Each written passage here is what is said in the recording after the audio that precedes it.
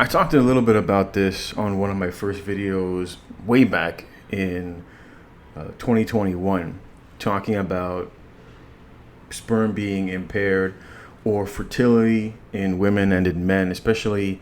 That was one of the questions. For those that don't know, I work as a nurse. I've been a nurse 10 years. I got my license back in 2012. And one of the questions that I had asked when they were first, because they were like Q&A sessions at the hospital and everybody would be on Zoom. And so I said to them, what are the long-term studies for fertility and for pregnancy, especially for young women who maybe are not pregnant right now but are looking to get pregnant in the future? What are the long-term studies? And of course, when I raised those questions on the Zoom call, eventually I had gotten asked, let some other people ask some questions because they couldn't answer my questions because there was no information, because there are no long-term studies. And so I did another video talking about how in children, where literally the FDA scientists are on record as stating, how are we going to know what it does for the kids if we don't give it? And when you show this to people, they kind of like acknowledge it, yes, but then out of fear of reprisal, out of fear of being called, an anti-whatever, or people losing their jobs, people just kind of shrug their shoulders and kind of say it is what it is. Especially if you're in a position where you're like in the military, and even though there are a lot of individuals in the military that are pushing back, what you're seeing is this is nothing more than a loyalty test to see who is loyal to the government and where your loyalty lies. And you see very quickly when facts are shown, well, they'll choose not to believe those facts. They'll say, follow the science. But then when you do follow the science to a conclusion that is not drawn by their handlers or by those who they promote, and typically it's people who are just statists.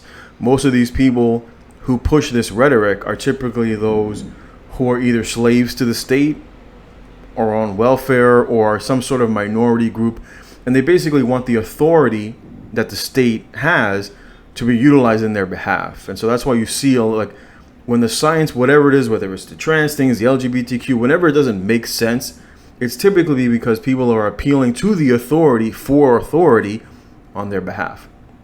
And so I just wanted to talk a little bit briefly about this. This was a study done that came out in June 17th in 2022, right? So this is last month.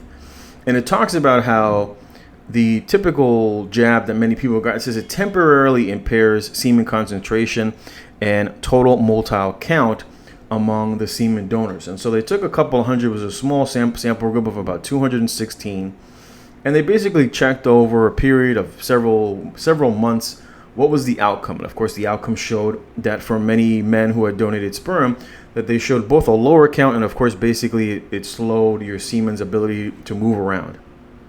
And they said, well, these were individuals who are basically double jabbed. Now, of course, the fact checkers come out and they talk about, well, yes, that this was basically a study that was making its way around the red. And this, of course, was particularly with the Pfizer. And it says, basically the fact check says, does Pfizer vaccine lower sperm quality, which it does. And even though the study is basically showing, yes, after a couple of months, after like 3 or 4 months, your body kind of basically goes back to normal. And of course, there were other fact checkers. This came out in 2021. This is fact check, no evidence, right? No evidence that the vaccine affects male fertility. And then a couple of months later, they're like, yeah, it does, but, you're going to be okay in the long run.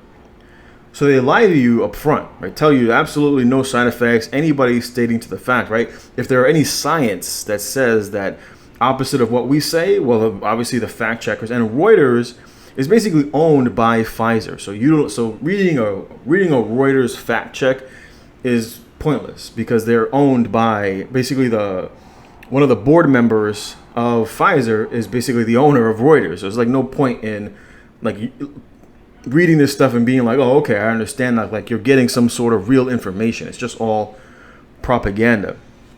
Now, some people will say, well, okay, yeah, maybe that there's some sort of an effect. But it's important to understand that the timeline that we're living in has changed. This was not the original design. As in many of the videos that I've talked about, where I have shown that the whole purpose was, yes, they needed to get you, it was just to slow the spread, and then they were like, you might need a booster maybe at the end of the year. They kind of compared it to the flu jab. And then they were like, yeah, you might need it in a year, and then in a year turned to 9 months, and they're like, you know what, it might be more like 6. And then in some countries, like in the UK, they literally had posters on the wall, and it was like a battery. And they showed a picture of a battery, and they were like, this is your immune system without, the jab over X amount of months. Then it showed how it starts to wane. And then, of course, later on, the information comes out, right? This is from a study from January 25th in 2022. And it lasts about 4 months, right? You get your booster, you're going to have about 4 months of protection, which means what? You need another one within 3 or 4 months, right? Because you got to recharge your battery. This was the scheme that many of these governments were, of course, pushing. Now, of course, whether or not this was part of the plan, or at the very least, it was known. At the very least, it was known, because there's a current lawsuit against Pfizer, and I'll see if I can re-look it up, where people were suing Pfizer. And they were like, for all these side effects that you didn't tell us about, etc. And then the Pfizer lawyers literally say to the judge, well, while this stuff is true, the court case should be dismissed because the government knew. The government knew all this information. The government had all the information about all the side effects, even though they told you it was safe and effective and that all this other stuff was rare, that the government knew it. And so the Pfizer lawyers basically say, well, while what these people are saying is true, the reality is that the government knew. And so you should dismiss this case against us, and the people should go back to the government and make a claim with the government. And so this was basically the point, right? If the study shows that motility and semen production, your semen count, the quality of your semen was dramatically impaired, but it only lasted several months, had many people, or many men for that matter, been on the regime of every 3 months, which is why when you look at your card, your booster card, there's like 8 slots, right? There's multiple slots, because it wasn't a 2 and done. It wasn't a 2 and booster and done. This was going to be something that you were repetitively going to be going through every couple of months. Now, they wanted originally to tie this to that was why the passport was so important, because everywhere you went, where you were going to go on a plane, to your job, you wanted to go grab coffee, you wanted to go to a club, right? You had to have your phone and then scan your passport so that you can get in. This is basically what they wanted. And even more importantly, what they wanted to do is they wanted to tie your digital currency to your passport, so that if you weren't up to date, right, as they say, like you're a fucking software. This is basically how they want to treat people, right? Did you get your latest up to date, right? Are you currently up to date? Like you're downloading a new update for your Microsoft. And this was basically the goal, to tie all of your important information for the system. And then if you said, you know what, I'm done, you don't have a job, you don't have a bank account, you can't leave the country, you just basically have to bend the knee or be penalized, be thrown in jail. Like we weren't sure what the outcome of that life was going to be. Would you just become, as they say, unbanked, where you can no longer gain currency, right? That was kind of the point. Like what you saw in Canada with the truckers, where they were freezing their accounts and then they try to utilize Bitcoin. And then once that Bitcoin hit the exchange, the government told the exchange, freeze their currency so that they can't access their Bitcoin.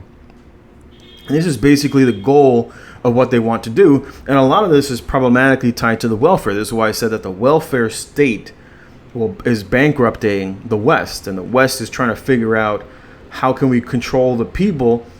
Because if we take away the welfare, the people will revolt. If the people realize that there's no money left, then we're going to end up like the government in Sri Lanka. And so this is why the government is trying to find a scheme. What can we do? What can we do to control the people so that we can avoid the collapse. This is basically what's happening. And so the whole thing that happened with Russia and Ukraine, with China pushing back and many of these other companies that are the BRICS nations, this basically threw a monkey wrench into the whole problem.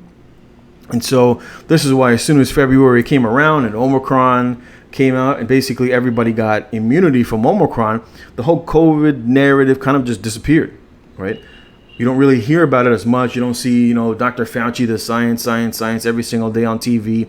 And even Bill Gates finally admitted, we didn't really know that, it primarily impacted the elderly and that the jab didn't work, blah, blah, blah. It was all narrative, right? Now that the scheme was like, they're like, we can't move forward.